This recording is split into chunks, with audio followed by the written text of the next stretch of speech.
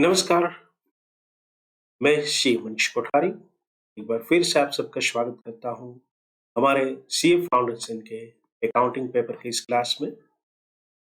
हम सब चैप्टर 9 में अभी वर्कआउट कर रहे हैं। चैप्टर 9 ऑलमोस्ट हमने कंप्लीट किया है सभी इलस्ट्रेशन के साथ पिछले 2 सेशन में। इस सेशन के अंदर हम टेस्ट योर नॉलेज के क्वेश्चंस को देखेंगे और अगर वक्त रहता है तो हम पास्ट एग्जाम में पूछे गए क्वेश्चंस को भी देखेंगे। वन मोर थिंग कि ये आपके सिलेबस में पहली बार इंट्रोड्यूस हुआ है, तो पास्ट एग्जाम जो क्वेश्चन हो गए that will B from intermediate, तो उसमें देखेंगे। तो अभी चलते हैं, सबसे पहले हम ट्रू एंड फॉल्स टेक करेंगे। यहाँ पर ट्रू एंड फॉल्स में हमें एक क्या ध्यान रखना है कि भाई या तो ये शॉर्ट क्वेश्चन के फॉर्म में भी पूछा जा सकता है या ट्रू एंड फॉल्स में, लेकिन यहाँ पर बेसिकली कंसेप्ट पूछे जाते हैं। तो ये कंसेप्ट आपके जितने भी क्लियर हो गए उतना ही आपका इलस्ट्रेशन जो हम सॉल्व करते हैं ऐसे प्रैक्टिकल क्वेश्चंस पर आपकी ग्रिप और पावरफुल होगी। तो चलिए आगे बढ़ते हैं और पहला ट्रू एंड फॉल्स है, उसे देखते हैं। The trial balance cannot be drawn up from the books kept under single entry. Fine. तो अभी डिस्प्ले पर जो था ही इसका आंसर कि ये ट्रू है। क्यों ट्रू है वो समझिए। ट्रायल बैलेंस क्यों नहीं बना सकते सिंगल एंट्री के में? ट्रायल बैलेंस में हमेशा हमें सभी अकाउंट्स चाहिए जो कि डबल एंट्री बुक कीपिंग के अंदर रखे जाते हैं। सिंगल एंट्री में क्या होता है कि सिर्फ इसमें जोटिंग डाउन किया होता है कि मुझे 4 लोगों के पास से पहले हिस्सा लेना है और 4 लोगों को पैसा देना है, बस। तो इसीलिए कंप्लीट ट्रायल बैलेंस आप नहीं बना सकते और इसीलिए तो उसे इनकम्प्लीट रिकॉर्ड्स कहते हैं। Second thing, nominal accounts are kept under single entry system, तो ये फॉल्स है। वहां पर ये नॉमिनल अकाउंट नहीं रखे जाते, पर्सनल अकाउंट्स रखे जाते हैं और वो भी एज पर द हमने जो लेजर वगैरह बनाए उस हिसाब से नहीं, वो अपने हिसाब से लिखते हैं कुछ, बस। Third one, single entry system can be adopted by small firms. यहाँ पर ये प्रैक्टिस है कि भाई ये सिंगल एंट्री कौन एडॉप्ट करता है? स्मॉल फर्म्स ही, क्योंकि बिग फर्म्स में क्या होगा कि वो तो हिसाब रख ही नहीं पाएंगे और उसको स्टेच्यूटरीली भी हिसाब रखना होता है। तो ये single entry can be adopted by very small firms. Profit under single entry system is always correct and accurate, it is never correct, ये फॉल्स है। इट इज ऑलवेज एस्टिमेटेड, क्योंकि ज्यादातर बातें तो हम ओरली जो पूछते हैं उसके आधार पर ये स्टेटमेंट वगैरह बनाते हैं, तो उसमें हमेशा एस्टिमेटेड फिगर मिलेगा। Fifth one, profit computed under single entry system by different business entities are not comparable, तो ये सही है, क्योंकि सिंगल एंट्री जो है उसका कोई ऑफिशियल कोई प्रोफॉर्मा नहीं है, ना तो कोई स्टैंडर्ड्स है, ना तो कोई उसका कोई गाइडलाइन है। वो तो सिर्फ अपने हिसाब से कुछ चीजें लिखते हैं और उसके आधार पर फिर अकाउंटिंग रिकॉर्ड क्रिएट किए जाते हैं, तो वो कभी कंपेरेबल नहीं होता। हर व्यक्ति अपने हिसाब से कुछ न कुछ लिखता है और उसमें से हम रिकॉर्ड क्रिएट करते हैं। तो चलिए, ये हमारे ट्रू एंड फॉल्स थे। अभी आगे बढ़ते हैं और कुछ इसमें क्वेश्चंस है उसको देखते हैं। Single entry system is an accurate and unsystematic method recording business transaction. The procedure adopted are pure single entry, simple entry, quasi single entry. For detail refer para 1-2 of the chapter। तो ये जो question था वो हमने explanation के दौरान ही किया था कि ये कितने टाइप की सिंगल एंट्री सिस्टम है। प्योर सिंगल एंट्री जिसमें सिर्फ पर्सनल अकाउंट मेंटेन होते हैं, एक सिंपल सिंगल एंट्री होती है जिसमें personal accounts and cash books are maintain. तीसरा जो था वो था क्वाजी सिंगल एंट्री। उसका मतलब क्या है कि personal account, cash book and subsidiary books are maintain, लेकिन ट्रायल बैलेंस तक वो नहीं पहुंच पाएगा क्योंकि उसमें पूरे रिकॉर्ड मेंटेन नहीं किए जाते। एक और थियोरेटिकल क्वेश्चन है और वो है what is the difference between statement of affairs and balance sheet.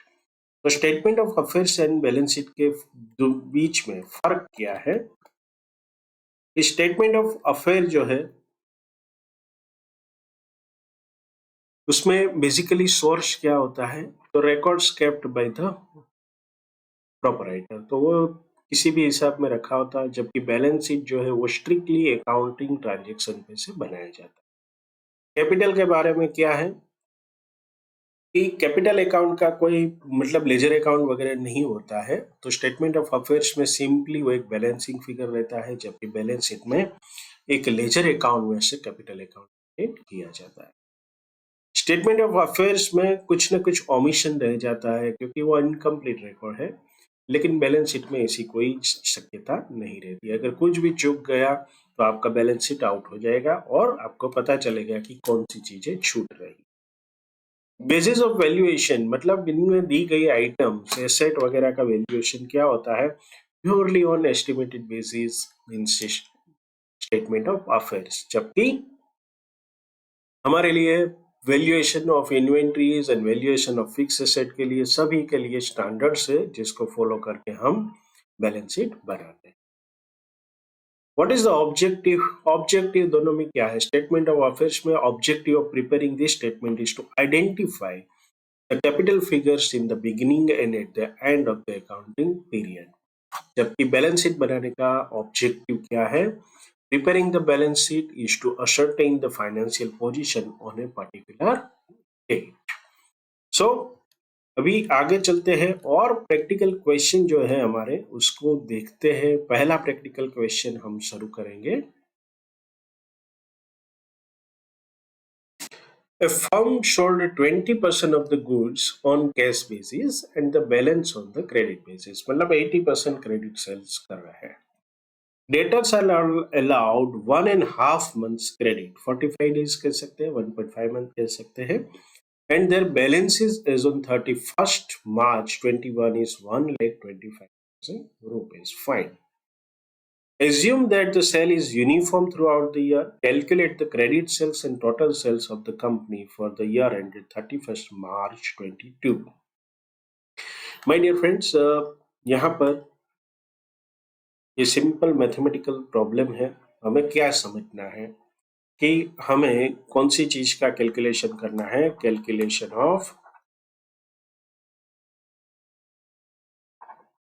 Credit sales and total sales, लेकिन वो पता कैसे चलेगा, तो क्रेडिट सेल्स का एक फिगर दिया हुआ है, credit sales for the year ended 2021-22 equal to जितने डेटर्स है 1.5 मंथ के, उसको 12 से अगर आप मल्टीप्लाई करोगे तो पूरे साल का आपको डेटर्स मिलेगा। ओके, क्रेडिट सेल्स मिलेगा तो 1.25,000 divided by 1.5 multiply by 12 equal to, तो ये आ रहा है हमारा 10 lakhs। अभी हमें क्या कहा गया है कि 20% of the goods on cash basis and the balance on the credit basis, so 80% is 10 lakh, 100% is 10 lakh multiply 100 divided by 80,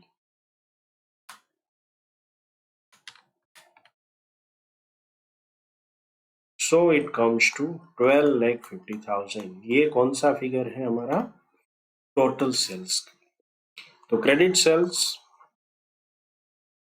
10 lakh है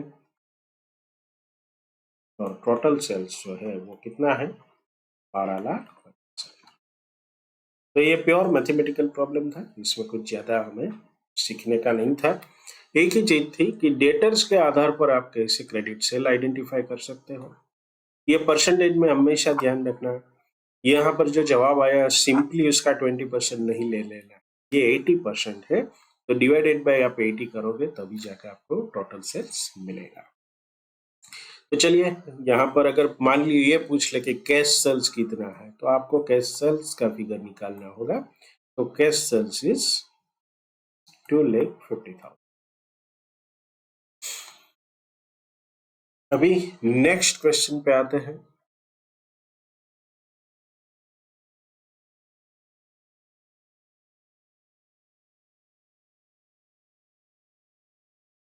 चलो बढ़िया सा क्वेश्चन है हमारे पास।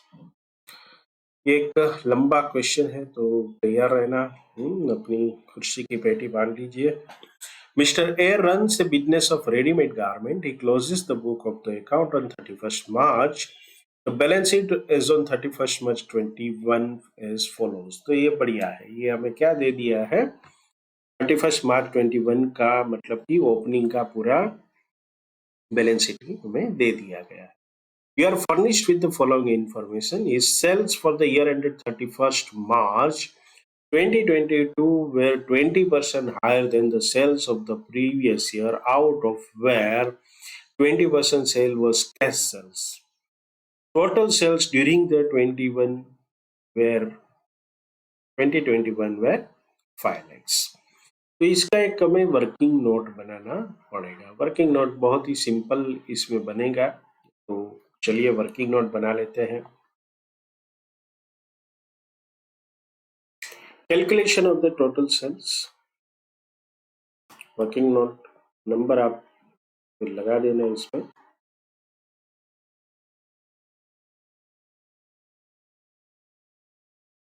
एक फिगर दिया है हमें, sales for the year 2021 5 lakh rupees. अब इसमें क्या बोला गया है कि ये sales for the year 22 were 20% higher than the sales of previous year. तो इंक्रीज कितना हुआ है? 20%। तो इसको हम ऐड करेंगे तो total sales for the year 6 lakh बने। इसका एक और फिगर हम निकाल लेते हैं।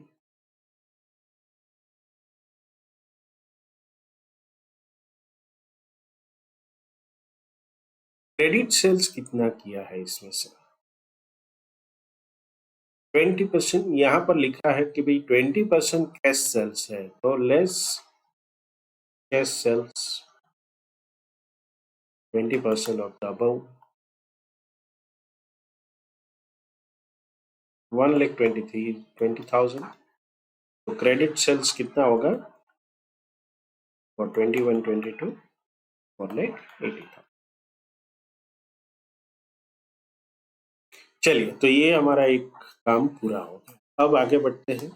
Payment for all the purchases were made by the cheques only. ये अच्छी बात है, तो इसलिए हमें क्या करना पड़ेगा कि भाई हमें बैंक अकाउंट बनाना पड़ेगा। तो आगे जाके बैंक और कैश और बैंक अकाउंट हम दोनों बनाएंगे। कैश अकाउंट भी बनाना पड़ेगा क्योंकि दोनों के फिगर्स दिए हैं, तो नेचुरली इसमें कुछ ना कुछ होगा। Goods were sold for cash and credit both. Credit customers pay by cheque only. तो ये हम बैंक अकाउंट में ही उसको देख लेंगे। Depreciation on the furniture is to be charge at 10% per annum. तो बहुत सिंपल है, आप 40% का 10% करना है। ये कितना हो जाएगा? 4,000 rupees. Mr. A sent to the bank the collection of the month at the last of the each month after paying salary of rupees 2,000 per office expense rupees 1,200 and personal expense rupees 500। तो यहाँ पर ये जो है that is 2,000 salary है, तो ये 24,000 बन जाएगा। ऑफिस एक्सपेंसेस है 1,200 का, तो पूरे साल का ये 14,400 बन जाएगा।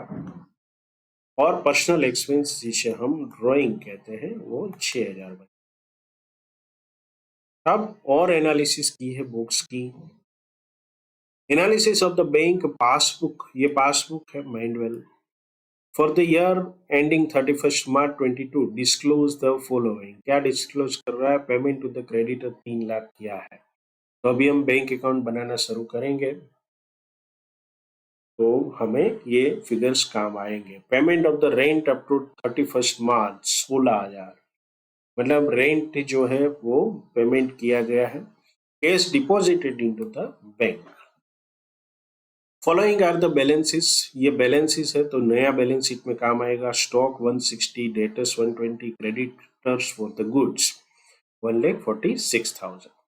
अभी हमें क्या करना है? On the evening of the 31st March 22, the cashier abscond with the available cash in the cash book. My god, ऐसे कैसे कर सकते हैं भाई? लेकिन हमें क्या करना पड़ेगा? हमें कैश अकाउंट में से ये फिगर निकालना है कि कितनी कैश ले गया। और दूसरा, ये अमाउंट कहाँ जाएगा? P&L में। इसको हम 100% राइट ऑफ कर देंगे। तो ये हमारा डिफाल्केशन जो है वो। एक और चीज समझिए कि बैलेंस शीट में कैश फिगर कितना आएगा? 0, क्योंकि जितनी भी बैलेंस थी सब लेके वो चला गया। तो ये हमारे लिए इम्पोर्टेंट क्या है कि भी कोई भी स्टेटमेंट है क्वेश्चन के अंदर, तो इसके रिपरकशन हमें सोचना है कि इसकी कितनी इम्पैक्ट होती है। सिर्फ एक लाइन लिखी है लेकिन कितनी इम्पैक्ट हुई? एक तो कैश अकाउंट बनाना है, उसमें बैलेंस नील हो जाएगा। दूसरा, जितनी भी अमाउंट है वो P&L में हम डिफाल्केशन के सामने इसको चोरी कर दी गई उसको डाल देंगे। और तीसरा, कैश बैलेंस शीट के अंदर कैश के सामने फिगर 0 रहेगा। You are required to prepare trading and profit and loss account for the year ended 31st March 22. Balance sheet as on the date. All the working should be part of your answer. तो ये common चीजें हैं। चलिए हम पहले बना लेते हैं हमारा बैंक अकाउंट, ताकि हमें पता चले कि हमारे पास क्या बचा है। आप दोनों अकाउंट को कंबाइन भी बना सकते हो और साथ में भी बना सकते हो। हम ये एक ही पेज पर दोनों चीजें बना लेते हैं। पहले बैंक का अकाउंट बनाते हैं, फिर कैश का बनाते हैं, या कुछ भी बना सकते हैं।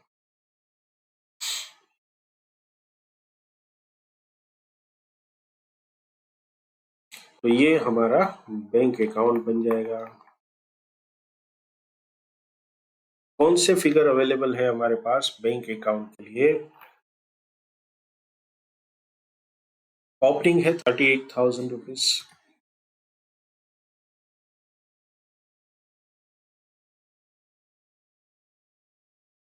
ये हमारी एसेट होती है तो हमेशा डेबिट बैलेंस रहेगा। चलिए, तो एक काम ये हो गया। फिर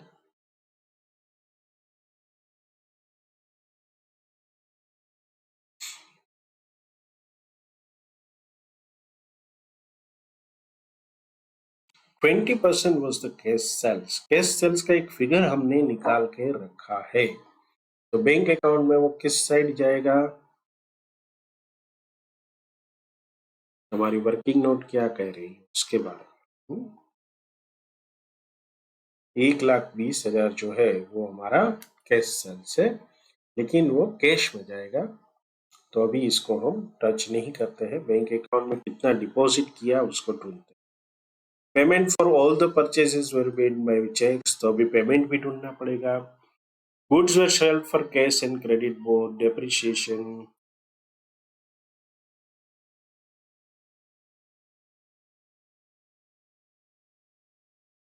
बैंक पासबुक में क्या कहा गया है? Payment to creditors 3 lakh rupees. तो पेमेंट टू क्रेडिटर्स हम बना लिख लेते हैं 3 लाख रुपीज का। बाय क्रेडिटर्स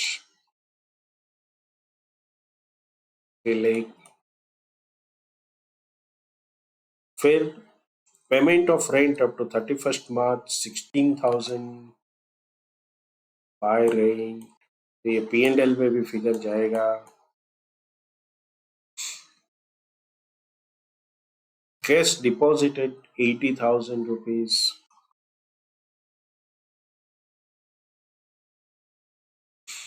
अभी डेटर्स को कितना पेमेंट किया उसका फिगर्स हम डायरेक्टली नहीं ले सकते। ये हमें पहले डेटर्स अकाउंट को मेंटेन करना पड़ेगा, उसके बाद हम देखेंगे। तो चलिए, बैंक अकाउंट पर हम यहीं पर रुक गए। अभी हमें और क्या चेक करना है? हमें और अकाउंट बनाने हैं। तो कैश अकाउंट बना लेते हैं हम।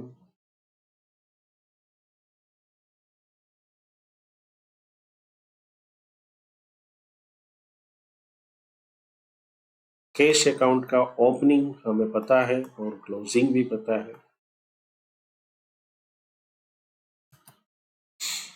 कितना कैश का ओपनिंग है?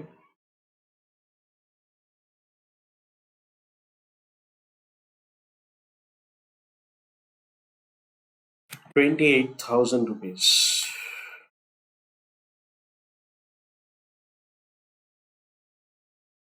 बाय बैलेंस ये नील होगा। क्यों नील होगा? क्योंकि सब ले गए हैं। अभी कैश सेल्स कितना हुआ है? क्योंकि कैश सेल्स है वो हमारे हाथ में आया होगा, तो हमने एक वर्किंग नोट बनाई थी जिसमें लिखा था कैश सेल्स 20% 1,20,000 रुपीज। तो हमारा कैश वाला जो है इसमें हम ऐड करेंगे टू सेल्स 1,20,000।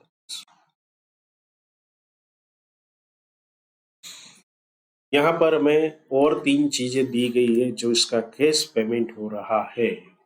इसका हो रहा है स्टेटमेंट नंबर 5, 2,000 रुपया क्लर्क को, मतलब सैलरी का 24,000 रुपया हम दे रहे हैं। By salary 24,000, 24,000, that is 2,000 multiply 12। By office expense ये 1,200 रुपया है।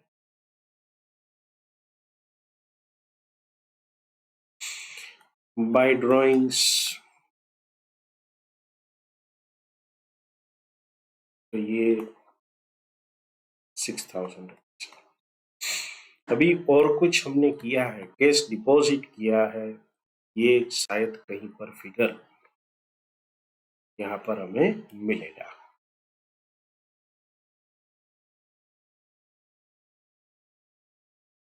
Cash deposited into the bank during the year, तो ये 80,000 जो है हमने बैंक में जमा किया है, तो बाय बैंक।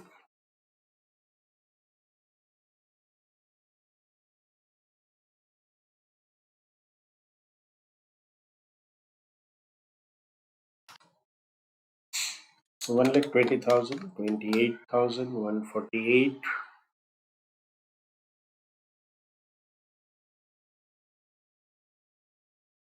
अभी ये फिगर परफेक्ट नहीं आएगा, क्यों नहीं आएगा वो आपको बताता हूँ।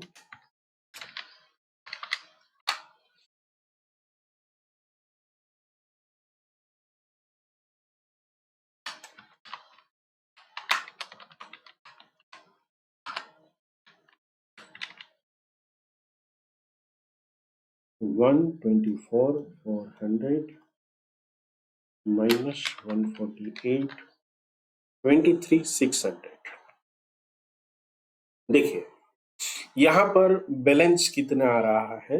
23,600। लेकिन ये पूरा का पूरा क्या हो चुका है? हमारा जो कैशियर था वो ले जा चुका है। तो ये बैलेंस अब कितना बनेगा? मान लो कि ये पूरी एंट्री है, तो अब बैलेंस जो ट्रांसफर करना होता है वो कितना हो जाएगा? नील। ये कैशियर जो है वो डिफॉल्टेड करके ले गया है। सो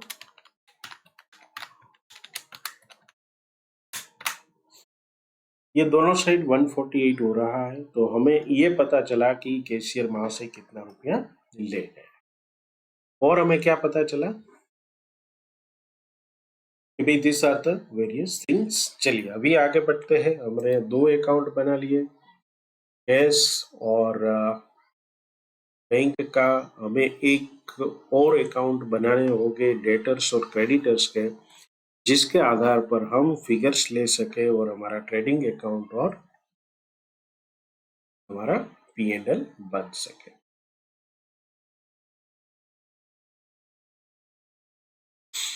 तो चलिए और अकाउंट बनाते हैं और हम आते हैं डेटर्स अकाउंट के ऊपर।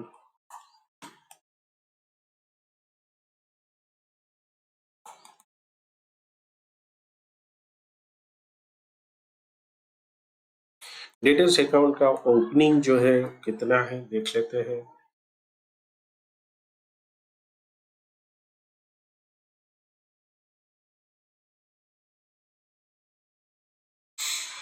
₹1,00,000 is the opening balance.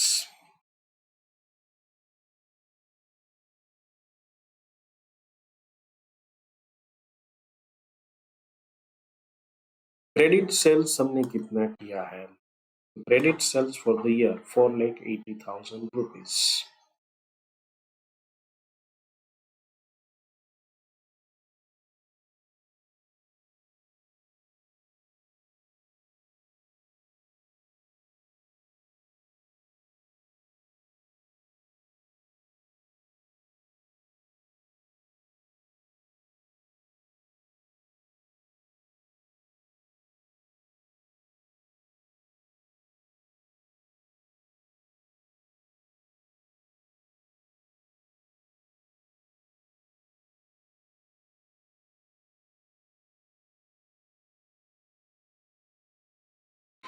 यहाँ पर हमें एक क्लोजिंग बैलेंस दिया है 1,20,000 फॉर द डेटर्स।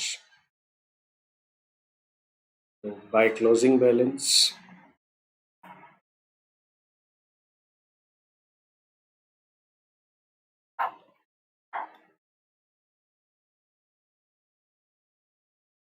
अभी हमें क्या पता चला कि हमने बैंक से डेटर्स को पे किया है।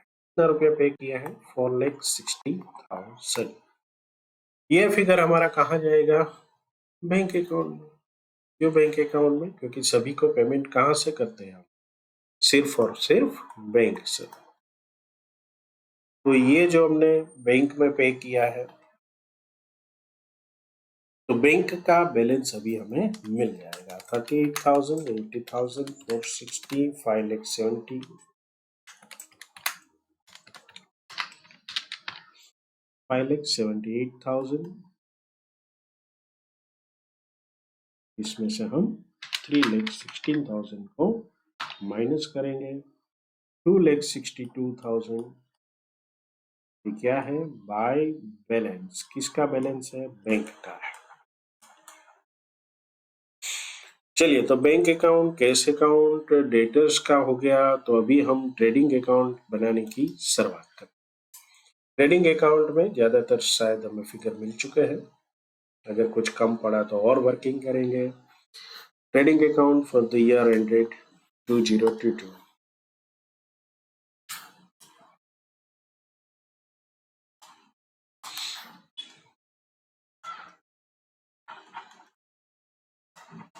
कितना ओपनिंग स्टॉक है?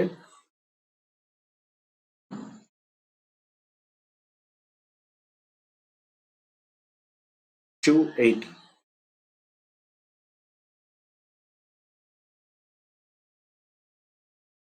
अभी टू परचेज, परचेज के लिए हमें फिगर निकालना पड़ेगा। बाय सेल्स, हमने सेल्स का फिगर निकाल लिया है। हमारा क्रेडिट सेल्स 4,80,000 है। कैश सेल्स 1,20,000 है। कुल मिलाकर 6,00,000 रुपए है ये। यहाँ पर हमें और कोई फिगर मिल रहा है, उससे भी देख लेते हैं। क्योंकि 31 मार्च 2020 के कुछ फिगर्स हमें दिए हुए हैं, जिसमें एक फिगर है स्टॉक।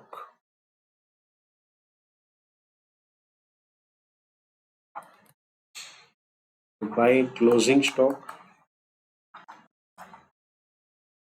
1,60,000।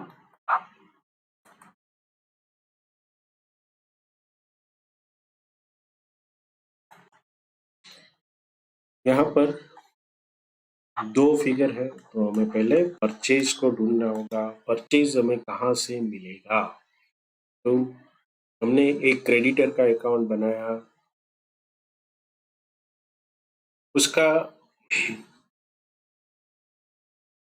डेटर्स का बनाया है। उसी तरह से हम किसका अकाउंट बनाएंगे? Creditors account. क्रेडिटर्स के अकाउंट के लिए क्लोजिंग बैलेंस है 146,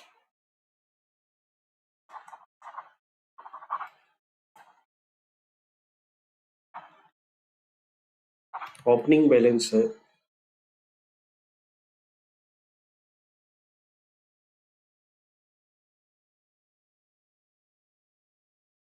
वो है 82,000। अभी हमने बैंक बैलेंस बनाते समय ये देखा बैंक अकाउंट का कि हमने पेमेंट कुछ किया है बाय क्रेडिटर्स 3 लाख रुपीज, मतलब क्रेडिटरों को ये पेमेंट हमने किया है। तो ये तो bank account creditors account debit 3 lakh rupees, इसका जो बैलेंसिंग फिगर निकलेगा वो हमें क्या बताएगा? ये बताएगा कि हमने कितनी परचेज की है।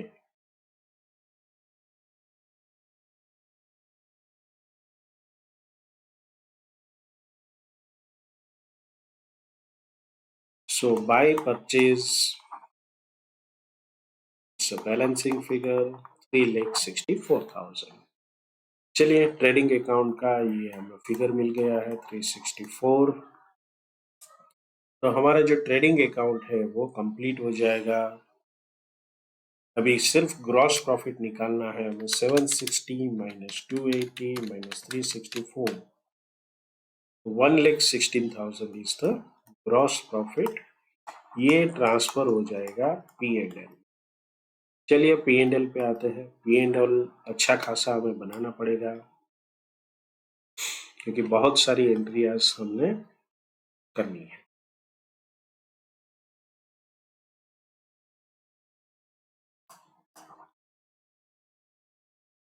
By GP 116। कुछ एक्सपेंसेस हमारे सामने ही है, यहाँ पर हमने टोटल करके रखा है, या तो फिर आप बैंक अकाउंट और कैश अकाउंट देख के भी कर सकते हो, उससे भी मिल जाएगा। टू सैलरी,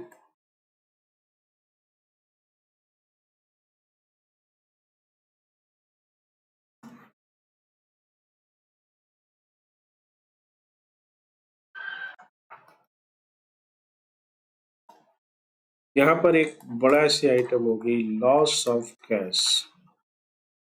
इसका वर्किंग हमने ऑलरेडी कर लिया है कैश अकाउंट के माध्यम से 23,600। तो ये यहाँ पर पोस्ट करना।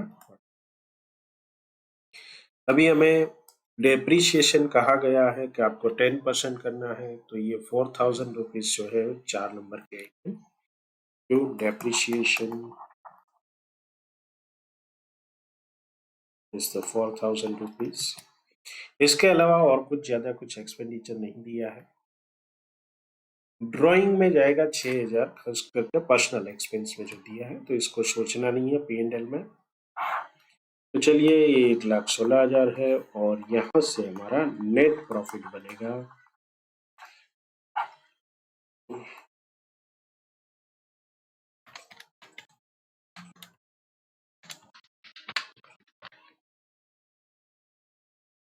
34,000। चलिए अब शुरू करते हैं हमारा बैलेंस शीट। ये बैलेंस शीट 2022 का बनेगा और इसमें मेजॉरिटी आइटम जो है अब हमारे पास है कैपिटल। ओपनिंग ऑलरेडी दी रखी थी, इसमें सोचना नहीं है।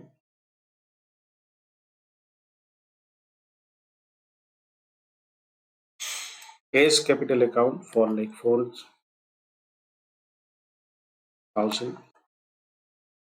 एड प्रॉफिट 34,000 लेस ड्राइंग्स, बहुत ही कम ड्राइंग करते हैं ये, तो ये 432 हो जाए। इस फर्नीचर फिक्सर में सिर्फ एक ही आइटम दे, लेस डेप्रिसिएशन, ये 40,000 लेस 4,000 36,000। क्लोजिंग स्टॉक हमने ट्रेडिंग अकाउंट में लिया था, कितना लिया था? 160। बैंक अकाउंट और कैश, उससे पहले एक हमारा फिगर होगा क्रेडिटर्स, एक होगा डेटर्स। कैश एट बैंक, बस ये 3 फिगर ले लेते हैं तो हमारा बैलेंस शीट कंप्लीट हो जाएगा।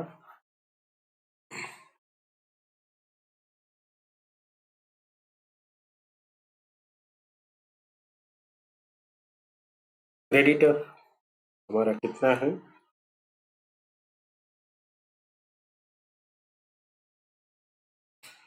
1,46,000।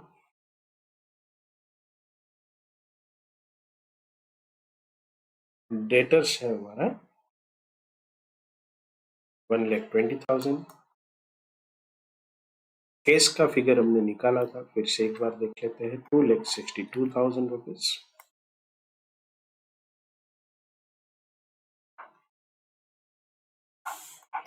चलिए, तो लेट्स होप कि ये डेली हो जाएगा हमारा।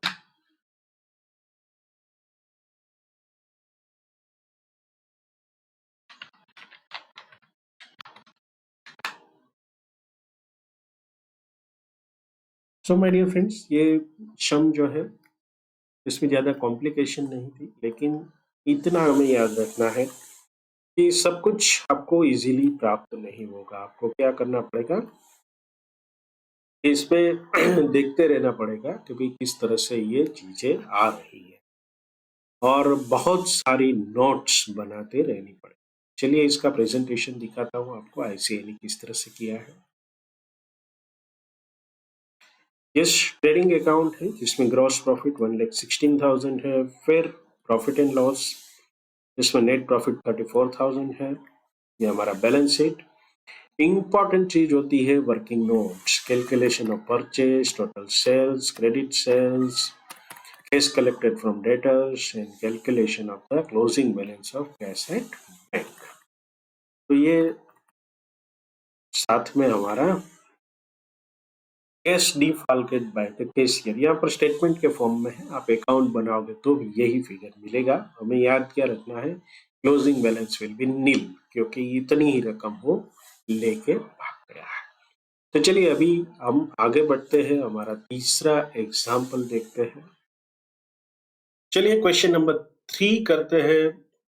Ram carried a business as a retail merchant. He has not maintained regular accountant books. Okay. However, he always maintained 10,000 in cash. उसका मतलब क्या है कि कैश के अकाउंट में हम ओपनिंग और क्लोजिंग बैलेंस दोनों 10,000 रहेगी। अगर कुछ ज्यादा होता है तो बैंक के अंदर उसे जमा कर। उसका सिंपल मतलब यह है कि बैंक अकाउंट जब हम बनाएंगे तो उसका जो बैलेंसिंग फिगर होगा, that will be the cash deposit in the bank. He informed you that he has sold goods at profit of 25% on sales।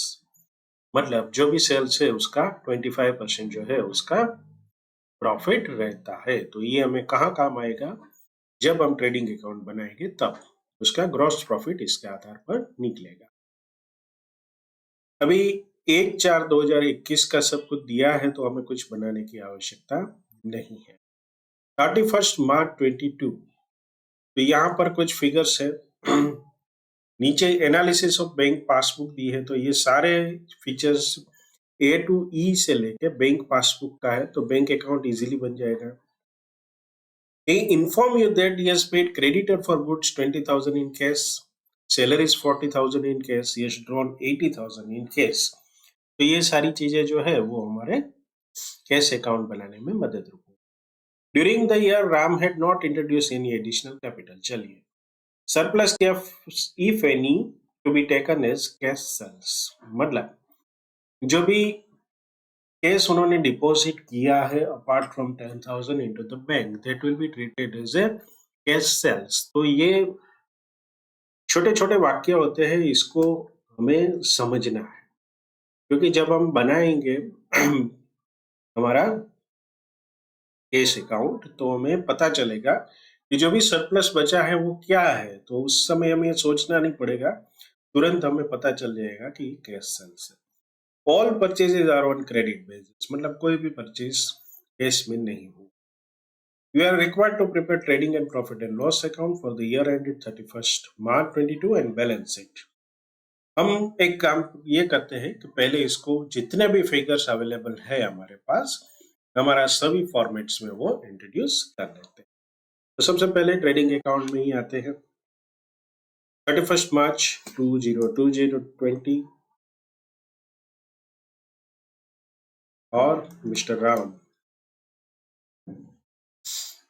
Opening balance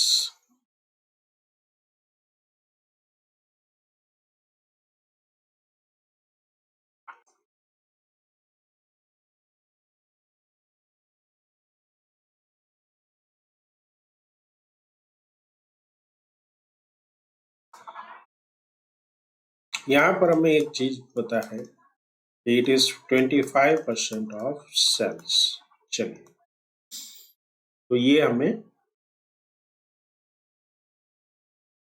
यहाँ पे उल्टा होगा, मतलब ग्रॉस प्रॉफिट बैलेंसिंग फिगर आमतौर पे होता है, यहाँ पर कुछ और होगा, देख लेंगे। चलिए, क्लोजिंग स्टॉक का फिगर कहाँ से मिलेगा, यहाँ पर नहीं दिया है। ओके, उसका मतलब क्या है कि हमें ढूंढना है, लेकिन ये ग्रॉस प्रॉफिट मिल जाएगा तो क्लोजिंग स्टॉक भी मिल जाएगा। चलिए, पी एंड एल में ज्यादातर कुछ चीजें नहीं मिलेगी, क्योंकि अभी तक पी एंड एल बनाने के लिए हमारे पास पर्याप्त सामग्री नहीं है। फिर भी अगर आप एंट्रियाज कुछ है तो उसको देख लेते हैं।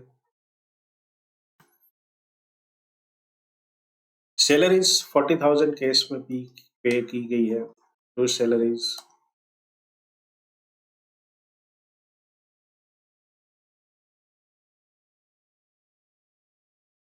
अगर आउटस्टैंडिंग होगा तो ये बाद में ऐड कर देंगे। ड्रॉन फॉर 80,000, तो ये बैलेंस शीट का हिस्सा बनेगा। तो बैलेंस शीट 2022 का है, उसमें ये फिगर लिख लेते हैं।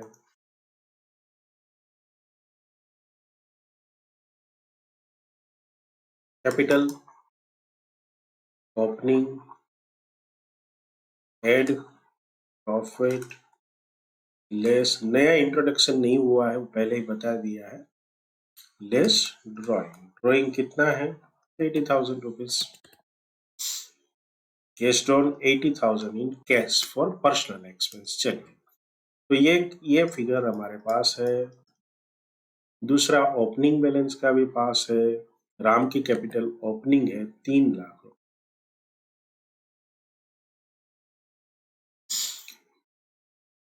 अभी आगे बढ़ते हैं।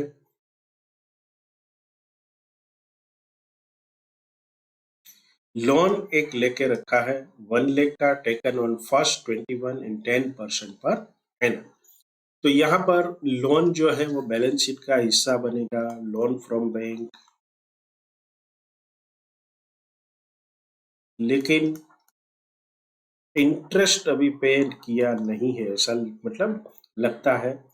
तो इंटरेस्ट एट द रेट 10% है, लेकिन 6 मंथ के लिए ये 5,000 हो जाएगा, तो ये 1,05,000 है।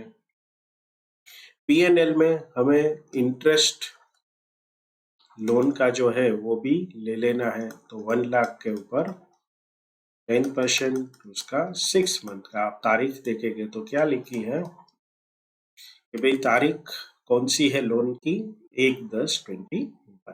चलिए, फिर बाकी के आइटम जो है हमारे और वर्किंग में जाएगी।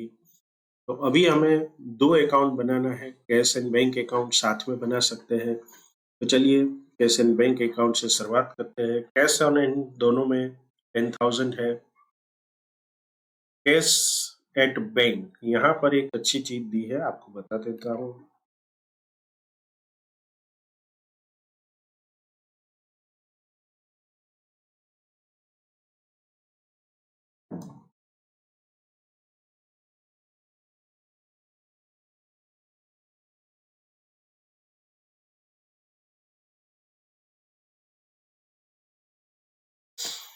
देखिए,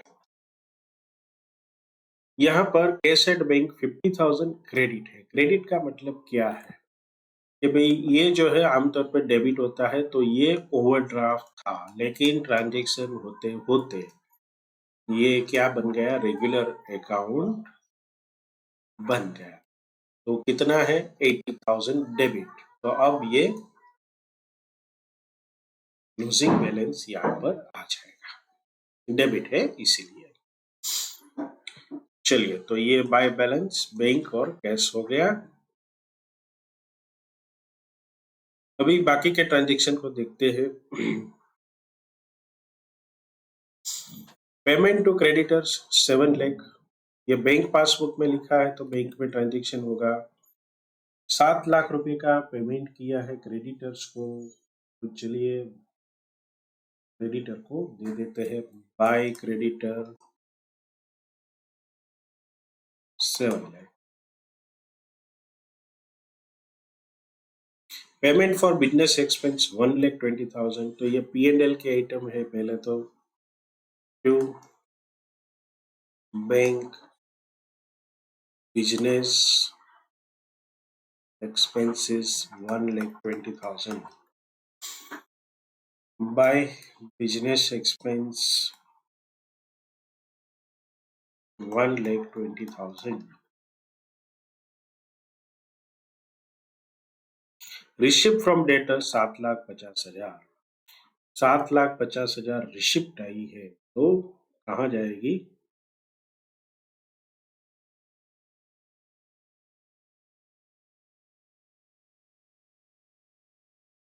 डेटर्स के अकाउंट में। Credit bank debit 7,50,000।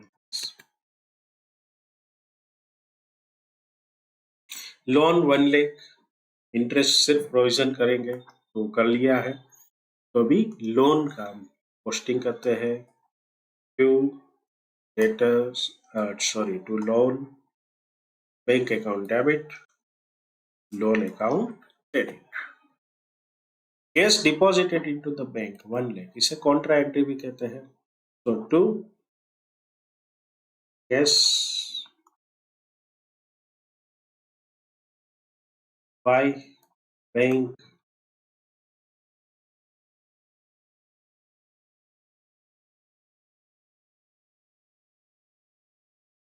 Inform you that creditor for goods 20,000 in cash, तो ये क्रेडिटर को 20,000 रुपया दे दिया,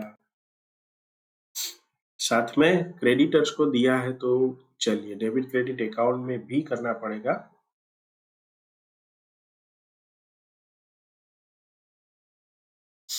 तो यहाँ पर दो अकाउंट बना लेते हैं, तो सभी ट्रांजेक्शन को हम एक तरह से सन्ड्री डेटर्स, सन्ड्री क्रेडिटर्स,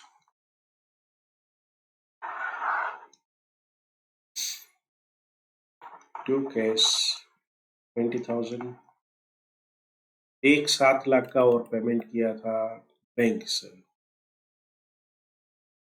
तो ये भी एंट्री कर लेते हैं। To bank 7 lakh. चलिए, तो ये 80,000 जो है अभी हमें और एंट्री एक डालनी है कैश के अंदर।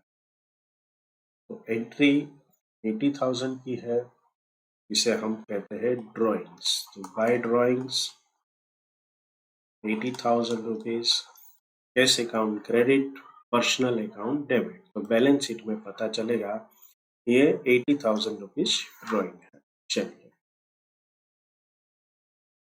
अभी हमें दो अकाउंट बनाने हैं, उसको बना लेते हैं, डेबिट एंड क्रेडिट, एंड फिर कैश एंड बैंक अकाउंट। अभी सन्ड्री क्रेडिटर्स की ओपनिंग क्रेडिट फिगर ले लेते हैं। सन्ड्री डेटर्स के सन्ड्री क्रेडिटर्स कितने, 40,000 है, 90,000। तो ये हमेशा बाय बैलेंस कितना रहेगा, 40,000 रुपीज। यहाँ पर टू बैलेंस 90,000 रुपीज है। सन्ड्री क्रेडिटर का टोटल जो डिफरेंस बनेगा, क्या बनेगा, हमारा purchase.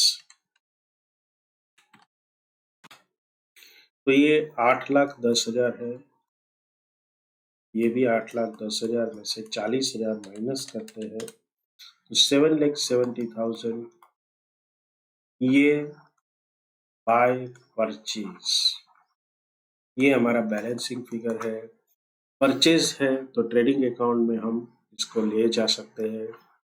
All purchases are on credit mode only, तो हमें कुछ सूचना नहीं। संडे डेटर्स की एंट्रियां डालते हैं। Sundry debtors 1 lakh and 3,50,000 rupees.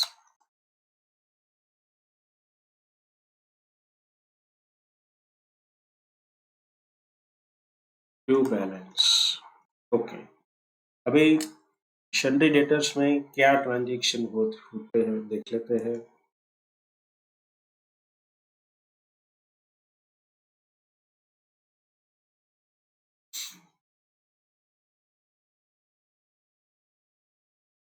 Received from debtor 7,50,000 rupees by bank account 7,50,000। और कोई ट्रांजेक्शन नहीं है तो इसको हम क्लोज करते हैं। ये 11 लाख बनेगा। 11 लाख में से 1 लाख माइनस होता है तो 10 लाख।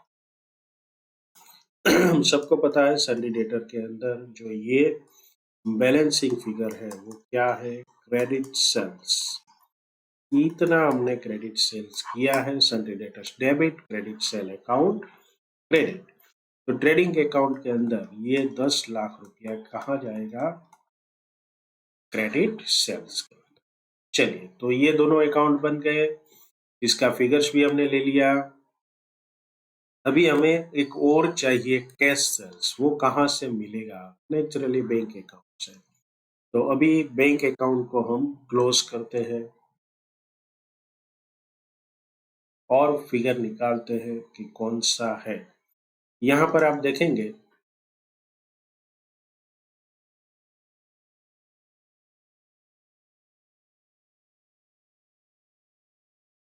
कि कैश के अंदर कोई एंट्री अगर छूट गई है तो देख लेते हैं पहले।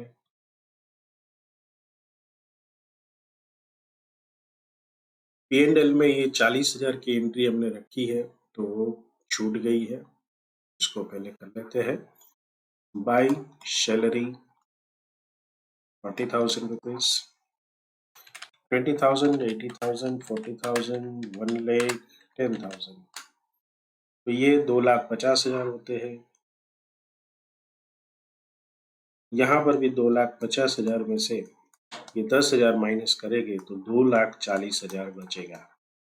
ये क्या है, ये इसको हम कहेंगे सेल्स, क्योंकि ये पैसा क्या है, जो भी सेल्स करके पैसा बचा आया है, दैट इज बैलेंसिंग फिगर। तो ट्रेडिंग अकाउंट में जो फिगर को हम ढूंढ रहे थे वो कौन सा है, 10 लाख रुपया जो है वो क्रेडिट सेल से, कैश सेल से 2,40,000, कुल मिलाकर 12,40,000 रुपये का सेल्स है। 12,40,000 का 25% ग्रॉस प्रॉफिट मिल रहा है 3,10,000। अभी इसका हम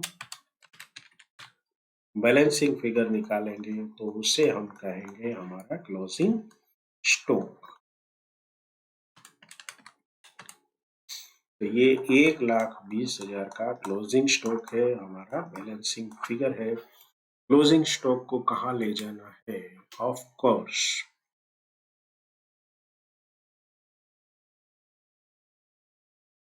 चलिए, अभी हमारा एक बैंक अकाउंट, कैश अकाउंट को पूरा करना बाकी है, तो इसको देख लेते हैं।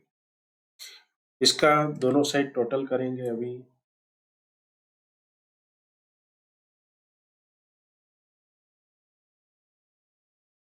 $750, 1 लाख, 9,50,000, 50,000, 7 लाख, 120, 80, ये 950। चलिए, तो ये अकाउंट हमारा टैली हो गया, कैश एंड बैंक अकाउंट। अभी हमारे पास ट्रेडिंग अकाउंट में हमें ग्रॉस प्रॉफिट मिला है 3,10,000, इसे हम ट्रांसफर करते हैं बाय P&L में, और ये हमारा बनेगा 10,000 is the gross profit.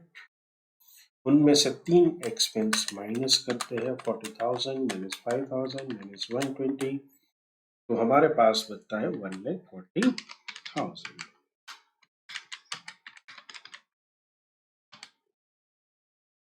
145 is our net profit। ये नेट प्रॉफिट यहाँ होगा ट्रांसफर टू बैलेंस शीट। चलिए आते हैं बैलेंस शीट पर। यहाँ पर हमने ओपनिंग कैपिटल 3 लाख ली है, इसमें 1,45,000 ऐड करेंगे तो ये हमारा बन जाएगा 445। 445 में से हमें 80,000 माइनस करने हैं, तो 3,65,000 is the closing capital. Loan हमारी है, फिर अभी sundry debtor, sundry creditor, cash and bank सभी लिखना है। तो यहाँ पर sundry creditors, sundry debtors, inventory, cash at bank, cash on hand. Hand का बैलेंस पता है 10,000 रखते हैं। कैश एट बैंक का फिगर हम ले लेते हैं, हमारा क्लोजिंग फिगर है 80,000 ऑलरेडी दिया हुआ है। 10,000 and 80,000 rupees, 10,000 and damage।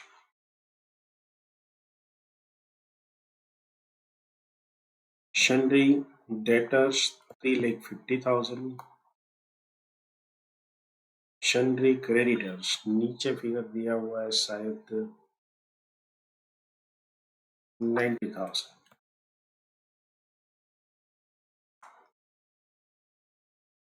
Inventory है, एक लोन है जो कि हमने पोस्टिंग कर लिया है 1,05,000 का।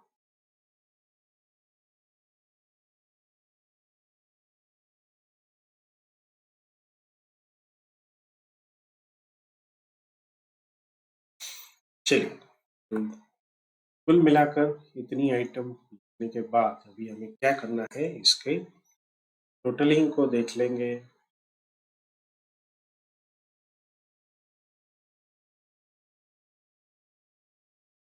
इन्वेंट्री का फिगर अभी तक हमने नहीं लिखा है, तो इसको भी लिख लेते हैं। क्लोजिंग इन्वेंट्री हमें यहाँ पर नहीं दी गई थी, तो ट्रेडिंग में हमने निकाली थी। ये कितनी है, क्लोजिंग स्टॉक 1,20,000। तो बैलेंस शीट का हमारा ये हिस्सा बनेगी 1,20,000। सो 120, 350, 80,000, 10,000, 5,60,000 is the total. Liability side 365, 1,05,000 plus 90,000. So 560 is the total.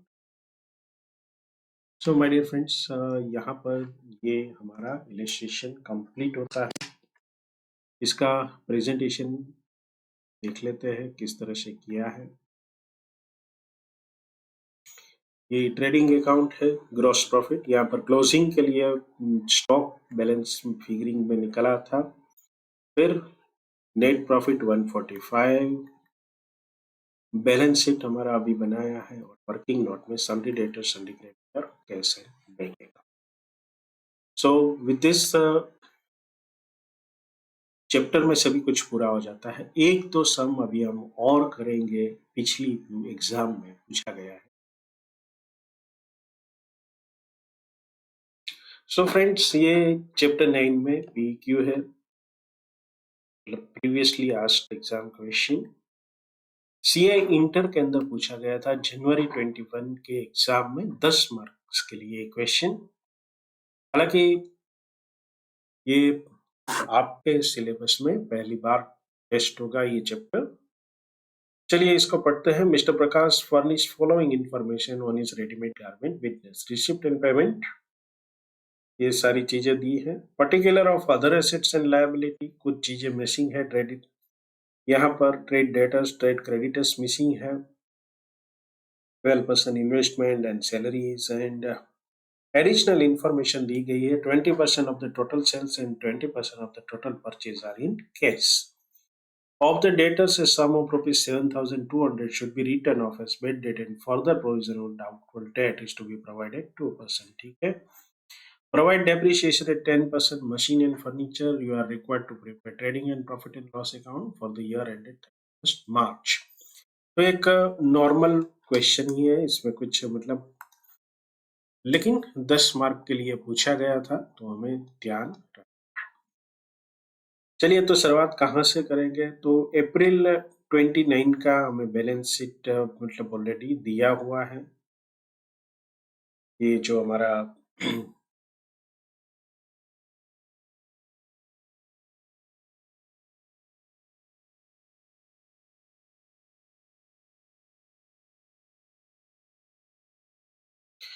तो आगे इसमें देखते हैं कि हमें कुछ आवश्यकता रहेगी कि नहीं रहेगी. इसको हम थोड़ा अरेंज कर लेते हैं हमारे हिसाब से, क्योंकि ये फिगर्स ऐसे ही दिए हुए हैं एसेट एंड लायबिलिटी के. तो सबसे पहले शुरुआत करते हैं 2019 मतलब प्रीवियस साल का बैलेंस शीट बनाते हैं. Machinery 85,000 rupees.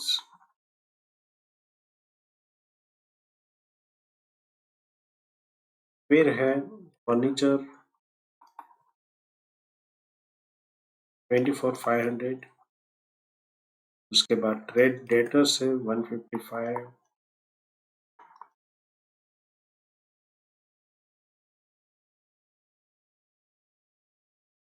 Trade creditor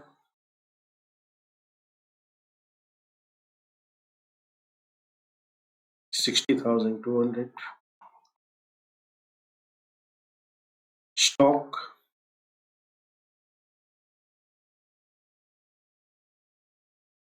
38,600. 12% investment.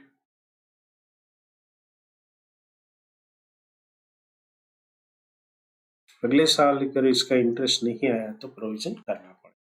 Outstanding salary 12,000.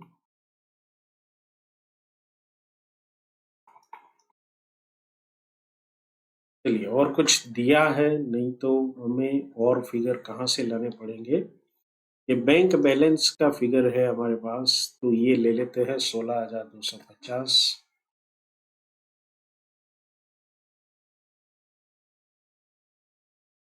अभी इसका जो बैलेंसिंग फिगर निकलेगा वो हमारा क्या होगा? कैपिटल. तो चलिए, सबसे पहले इसका टोटलिंग कर लेते हैं.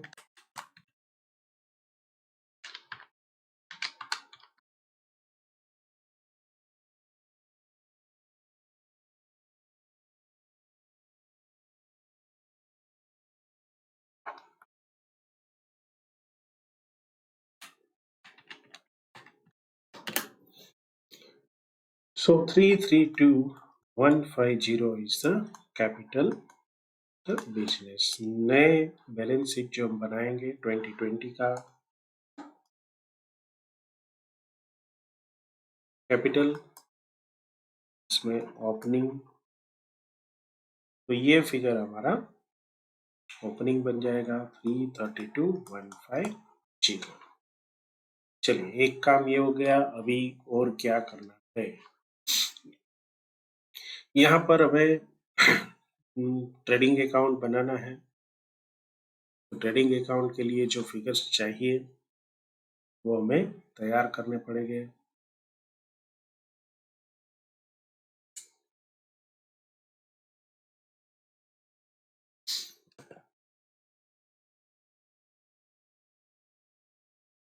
हमारे पास ओपनिंग एंड क्लोजिंग इन्वेंट्री है.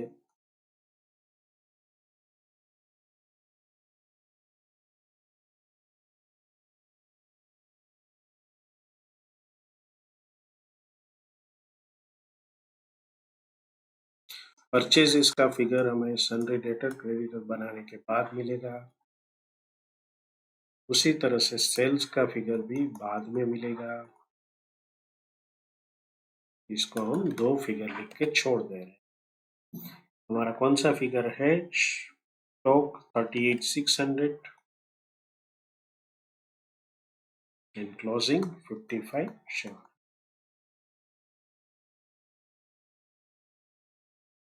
चलिए, तो अभी आगे बढ़ते हैं। P&L अभी नहीं बन पाएगा, तो हम हमारा वर्किंग नोट जो है उसमें दो अकाउंट्स बना रहे हैं। एक हमारा अकाउंट होगा sundry debtor and sundry creditors।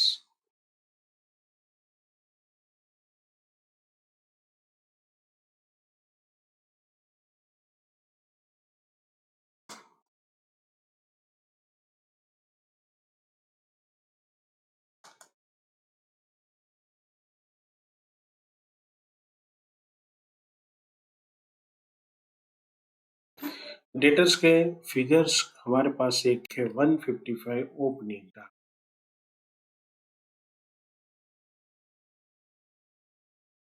तो यहाँ पर जो इसका क्लोजिंग फिगर है वो हमें ढूंढना है।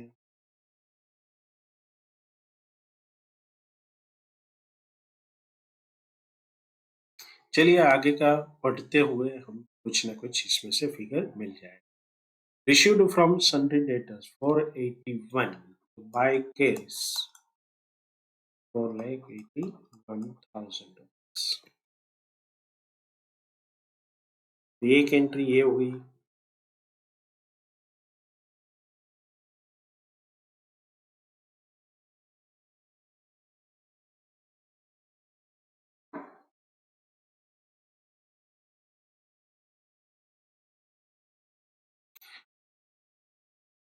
एक यहाँ पर हमें इंफॉर्मेशन दी है, out of the total debtor sum of rupees 7,200 जो है वो हमें राइट ऑफ करना है। Bad debt 7,200। अभी हमें फिगर निकालना है सेल्स का, तो सेल्स का फिगर हमें कहां से मिलेगा? कैश सेल्स का फिगर है कितना है? 170,800। तो हमारा जो सेल्स का फिगर होगा वो कितना बनेगा? तो क्रेडिट सेल्स 170,800, ये कितना परसेंट है? 20%।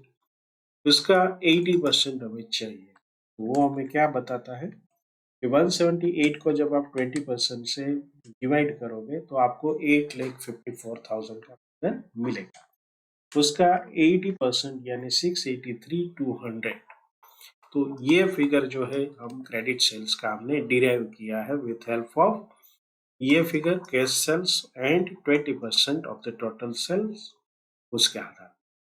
तो इसी तरह से परचेज का भी हम ढूंढ पाएंगे, लेकिन पहले इसको कंप्लीट करते हैं।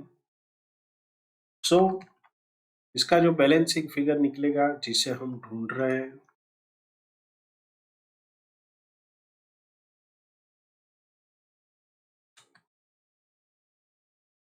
It is 3,50,000 rupees. ये क्या है? Closing debtors. तो क्लोजिंग डेटर्स को हम कहाँ लिखते हैं? हमारे नए बैलेंस शीट में।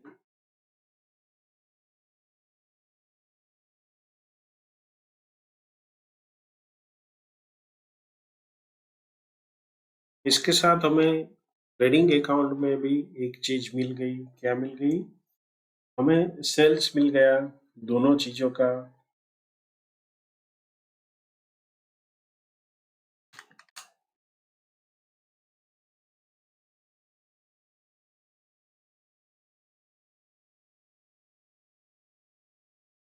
अब देखेंगे कि यहाँ पर हमने क्या किया है।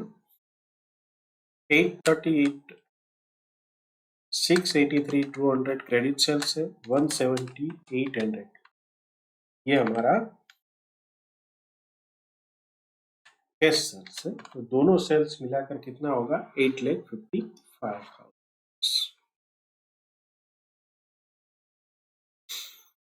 चलिए तो आगे बढ़ते हैं और एक अकाउंट और बनाते हैं, और वो हमारा अकाउंट किस चीज का बनेगा? टोटल क्रेडिटर्स का। तो टोटल क्रेडिटर अकाउंट के बैलेंसेस जो है वो हमें कहाँ से मिलेंगे? हमारे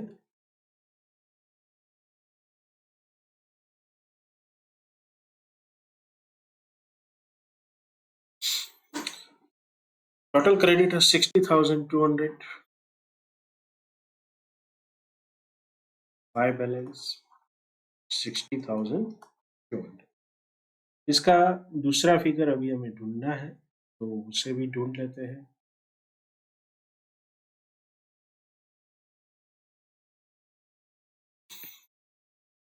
यहाँ पर हमें कैश परचेज का फिगर भी दिया 122,750। तो हमारा क्रेडिट परचेज कितना होगा? By credit purchase 122,750 divided by 20% multiplied by 80%। सो 122,750 का 20% से डिवाइड करोगे 613,750 आएगा। उसका 0.8491 इज द फिगर। इसके साथ और कुछ चीज अगर दी है तो देख लेते हैं। Payment to sundry creditor 3,43,000 rupees. तो बाय कैश या तो टू कैश 4,34,000 रुपीज। चलिए 3,43,000 है, मेरी आंखों का धोखा हो गया है।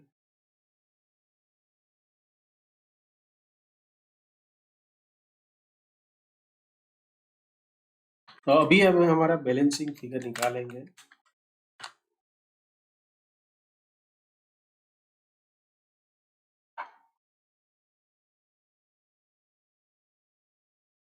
$208,200 ये हमारा बैलेंस कैरिड डाउन मतलब क्लोजिंग बैलेंस है। कहाँ आएगा? बैलेंस शीट में। बैलेंस शीट में हम सन्ड्री क्रेडिटर्स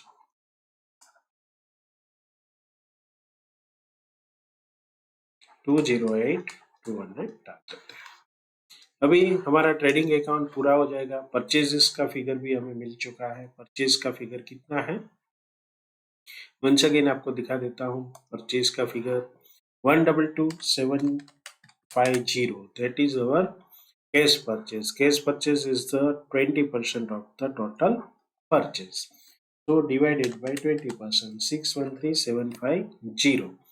तो परचेज कितना है? 613,750। क्लोजिंग स्टॉक हमको मिल चुका है और परचेज भी मिल चुका है, तो हमें ग्रॉस प्रॉफिट मिलेगा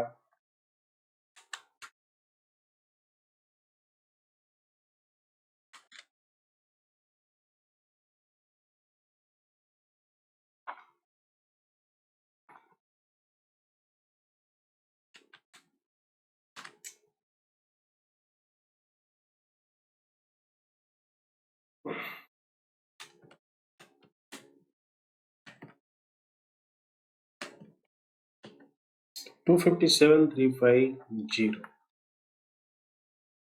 ये हमारा जाएगा P&L बाय ग्रॉस प्रॉफिट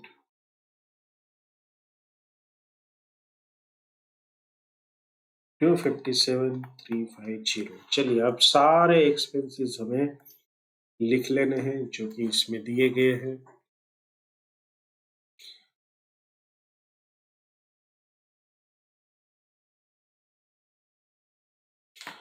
यहाँ पर सैलरी 75,000 रुपीज है, लेकिन कुछ आउटस्टैंडिंग भी होगी तो उसे भी देख लेते हैं।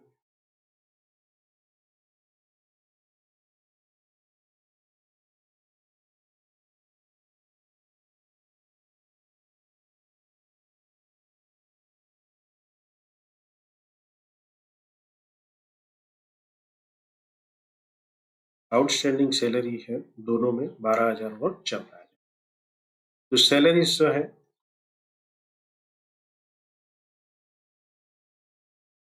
इसका नेट खर्चा 75,000 में से पहले 12,000 माइनस करेंगे पिछले साल का, और आउटस्टैंडिंग इस साल का ऐड करेंगे, तो कुल मिलाकर 77,000 जो है वो हमारा सैलरी का एक्सपेंस बनेगा। तो सैलरी एक हो गई। अब जनरल एक्सपेंस है 22,500।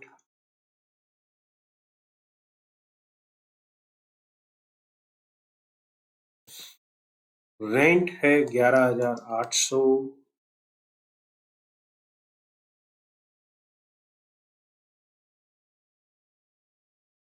डेप्रिसिएशन हमें करना है। डेप्रिसिएशन दो ही प्रोडक्ट है हमारे पास, लेकिन परसेंटेज कितना है? दोनों पर 10%। सो टू डेप्रिसिएशन, एक है हमारा मशीन और एक फर्नीचर। मशीन पर 8,500, फर्नीचर पर 2,450।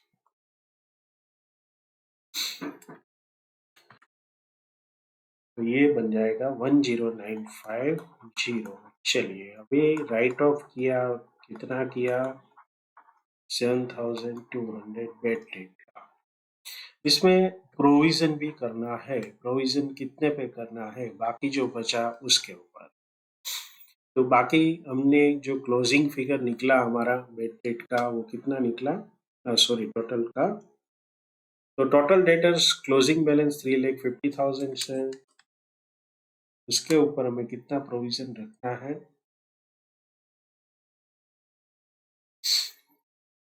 2%, that is 7,000 rupees। तो कुल मिलाकर बेड डेट का खर्चा कितना हुआ? राइट ऑफ हुआ 7,200, और प्रोविजन करना है 2% के हिसाब से 7,000। तो ये कुल मिलाकर 14,200 का एक्सपेंस हुआ। यहाँ पर कोई ओपनिंग बैलेंस नहीं था, नहीं तो उसको भी एडजस्ट करना पड़ता। तो ये 14,200 रुपया जो है वो हमारा कुल एक्सपेंस है।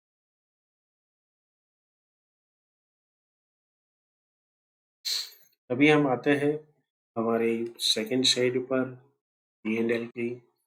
ग्रॉस प्रॉफिट के बाद कुछ इंटरेस्ट शायद हमें मिला है।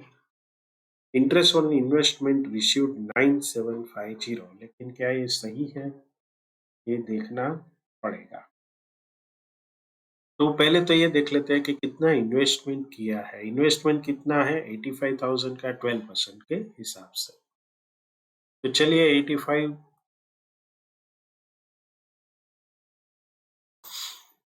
Investment by interest, 85,000, 12%, 10,200 rupees, that is ratio. याद रहे इसमें से कितना मिला है? 9,750। तो कितना बाकी है? आउटस्टैंडिंग कितना? 450। ये 450 को हमें बैलेंस शीट में ले जाना है। कौन से बैलेंस शीट में? नए वाले। Interest receivable 450, investment 85,000। चलिए, तो हमारा P&L ऑलमोस्ट कंप्लीट हो चुका है। टोटलिंग करते हैं।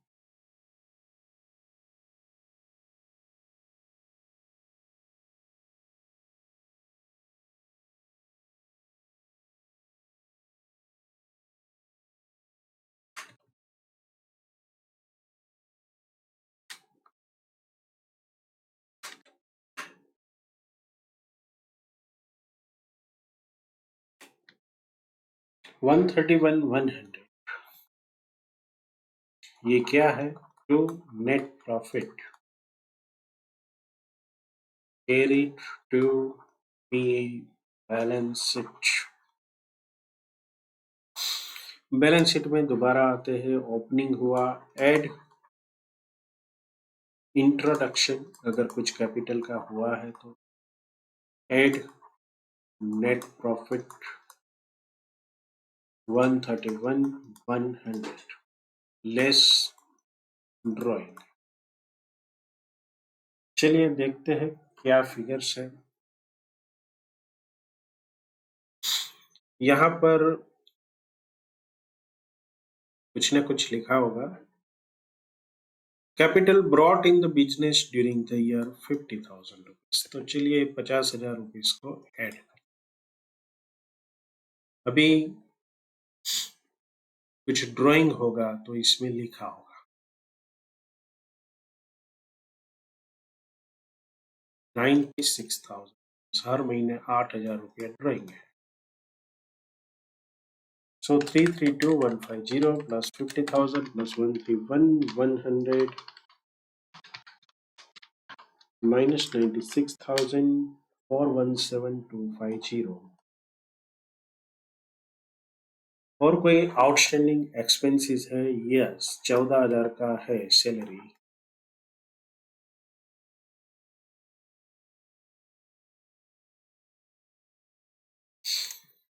अभी आते हैं हम हमारी एसेट साइड में। मशीन 85,000 था, less depreciation 8,500, 76,500, furniture 24,500, 2450 is the depreciation।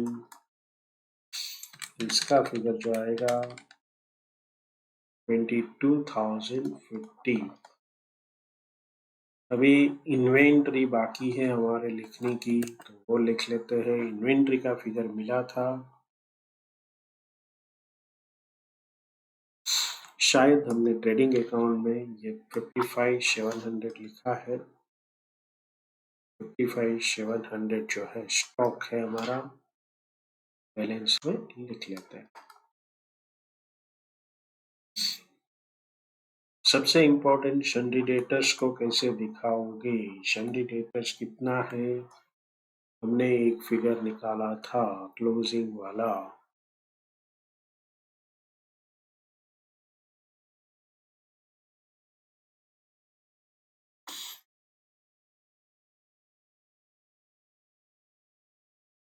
$357,350 निकाला है, लेकिन याद रहे ये 7,200 बात करने के बाद। तो कुल मिलाकर कितना होगा? 357,200 less bad debt write off 7,200 less provision for doubtful debt 7,000। अब जाके बचा है 340। इन्वेस्टमेंट का फिगर हमने ले लिए हैं। ये हमारे पास कैश और बैंक दोनों के फिगर्स लिखने बाकी हैं। चलिए इसे ढूंढ लेते हैं कहाँ है। बैंक बैलेंस 20,150,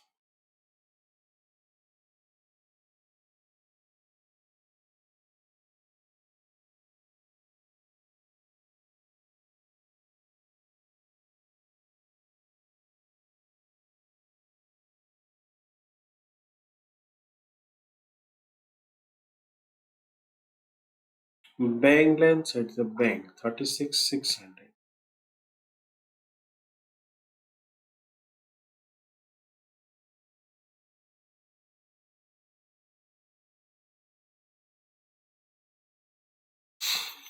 तो यहाँ पर ये हमारा बैलेंस शीट जो है कंप्लीट होता है। टोटलिंग करते हैं इसका।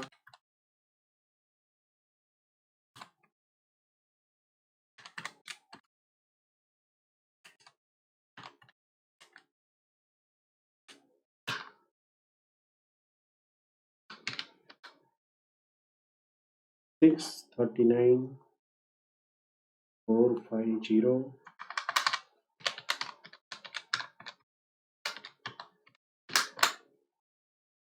639। तो माय डियर फ्रेंड्स, यहाँ पर हमने कितनी चीजें बनाई? ये सम के अंदर हमने ट्रेडिंग अकाउंट बनाया, उसके बाद P&L बनाया। P&L का फिगर हमने ट्रांसफर किया बैलेंस शीट के अंदर। एक पुराना बैलेंस शीट था, उसमें से हमने ये ओपनिंग वाला फिगर निकाला, और फिर ये दोनों हमारे बैलेंस शीट साइड टैली हो रहे हैं। ये हमारा पुराना है, हमने जो वर्किंग किया टोटल डेटर्स और टोटल क्रेडिटर्स का। तो चलिए इसका प्रेजेंटेशन ICAI ने सजेस्टेड आंसर में कैसे दिया था। ये trading account, profit and loss account, उसके बाद बैलेंस शीट और ये सारे वर्किंग्स। सो